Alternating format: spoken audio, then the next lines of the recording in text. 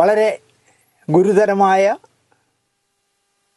കുഴപ്പങ്ങളൊന്നും കാണിക്കാത്തവർക്ക് പ്രശ്നമില്ല.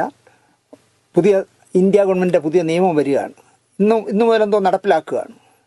വാട്സാപ്പിനും വാട്സാപ്പ് കോളിനും പുതിയ നിയമമാണ് ഇന്നു മുതൽ. ഒന്നാമത്തത്, എല്ലാ കോളുകളും റെക്കോർഡ് ചെയ്യപ്പെടും. 2, എല്ലാ കോളുകളും സേവ് ചെയ്യപ്പെടും. 3, വാട്സാപ്പ്, ഫേസ്ബുക്ക്, ട്വിറ്റർ, ഇൻസ്റ്റാഗ്രാം എന്നിവ നിരീക്ഷിക്കപ്പെടും. 4, ഫോൺ മിനിസ്ട്രി സിസ്റ്റത്തോട് കണക്ട് ചെയ്യപ്പെടും. 5, അനാവശ്യ മെസ്സേജുകൾ ആർക്കും സെൻഡ് ചെയ്യരുത്. 6, സോഷ്യൽ മീഡിയ ഉപയോഗിക്കുമ്പോൾ കുട്ടികളോടും വീട്ടുകാരോടും ബന്ധുക്കളോടും ശ്രദ്ധിക്കാൻ പറയുക.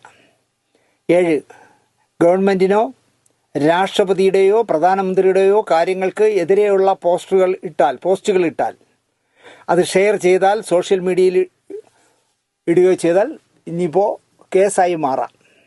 8, രാഷ്ട്രീയമായ മതപരമായോ ഉള്ള മെസ്സേജുകൾ ഈ അവസ്ഥയിൽ അയക്കുന്നത് ശിക്ഷാർഹമായ ഒരു പ്രവൃത്തിയായിരിക്കും ഇന്നു മുതൽ.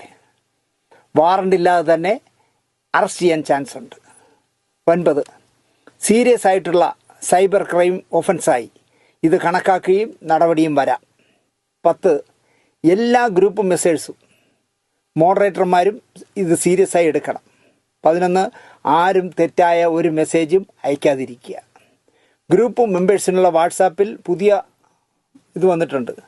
നമ്മളിപ്പോൾ ഒരു ടിക്ക് വന്നാൽ അത് മെസ്സേജ് അയച്ചു എന്നാണല്ലോ. രണ്ടാമത്തെ ടിക്ക് കൂടെ വന്നാൽ, 2 ടിക്ക് വന്നാൽ മെസ്സേജ് ഡെലിവറി ആയി എന്നാണല്ലോ.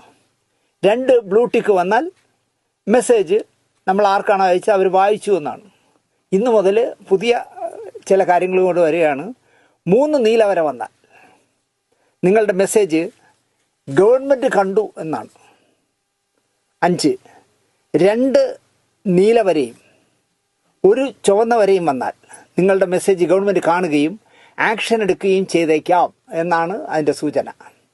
6, 1 നീല വര 2 ചുവപ്പ് വര ഇത്രയും വന്നാൽ നിങ്ങളുടെ ഇൻഫർമേഷൻ ഗവൺമെൻറ് ചെക്ക് ചെയ്യുന്നു.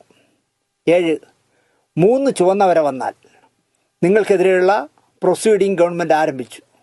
ഉടനെ തന്നെ നിങ്ങൾക്ക് കോടതിയുടെ സമൻസ് കിട്ടുന്നതായിരിക്കും.